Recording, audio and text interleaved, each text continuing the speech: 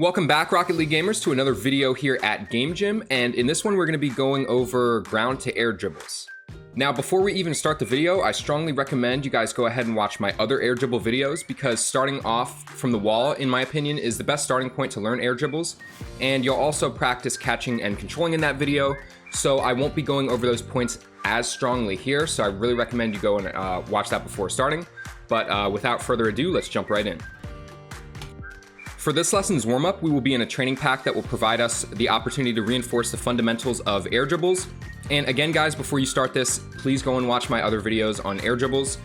If you can, it's really going to help you, and it's really going to get you ready for this video.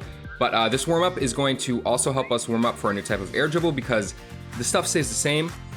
So go into this training pack and practice taking the ball into the air off the wall, catching it, and controlling it as well as you can. You can try to score, but you don't have to. Go ahead and do this training pack for 5 to 10 minutes. The air dribble that we have learned up to this point is from off the wall, but with us starting our air dribble from the ground, our first touch is going to look very different.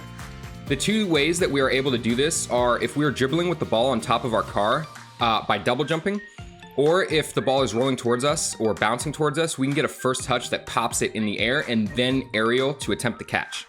Air dribbles are a very versatile mechanic and can even be combined with other mechanics, so it's really good to learn how to start one from different positions on the pitch.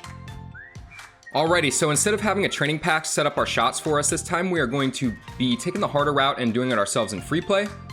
This might seem annoying to those of you who prefer to be in curated packs, but in the long run, this will help with the precision of your mechanics and consistency. So I mentioned there's two options for our first touch, and I'm about to go over those, so make sure you're ready in free play. Firstly, you can kind of dribble the ball to one end of the field and then roll it the other way, drive down the pitch and turn around, and this mimics the ball rolling to you in a game. And here you would just drive into the ball to pop it up for your first touch.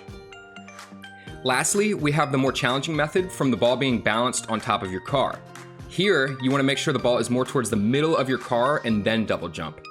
Now the ball will pop up and you should tilt your car upwards and start boosting. And guys, this one is very tricky even for me. You kind of have to catch it with the right part of your car to continue your momentum with like a proper air dribble.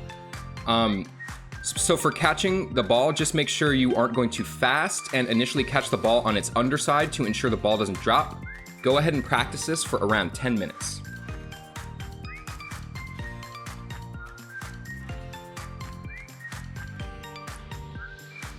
Okay guys, now we are going to take a look at a replay analysis example of a prime scenario in which I utilized a ground to air dribble.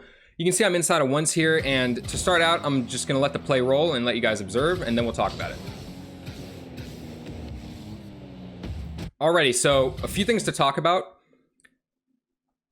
The first thing is, you can notice the first touch, it's not rolling to me. I kind of have control of the ball. So what I do is I bounce it and then I pop it up. So that would pretty much be like if the ball was rolling to you and you just drove into it and popped it up.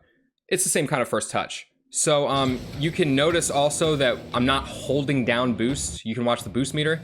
I'm feathering it, so I'm lightly tapping it. And that's because we don't want to go too fast or slow, which could cause us to lose control of the ball.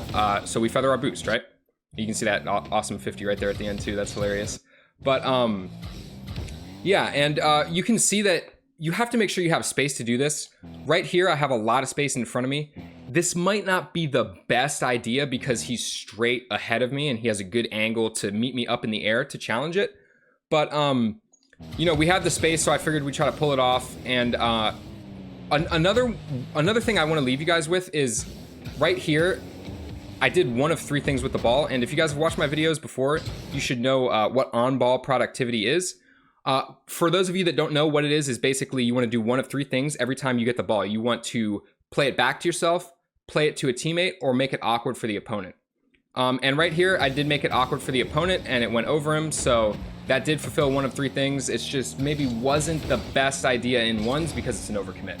But that's a really good example that's a really good example of utilizing a ground to air dribble in ranked. Now for 30 to 45 minutes, we will be playing ranked. For this session, we are going to be playing ones and twos, and it's your choice on how to divvy that up for the session, which one you play more and which game mode you play.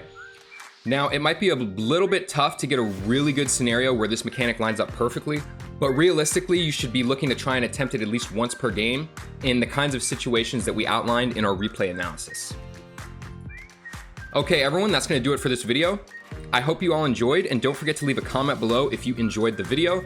Hope to see you all in the next one.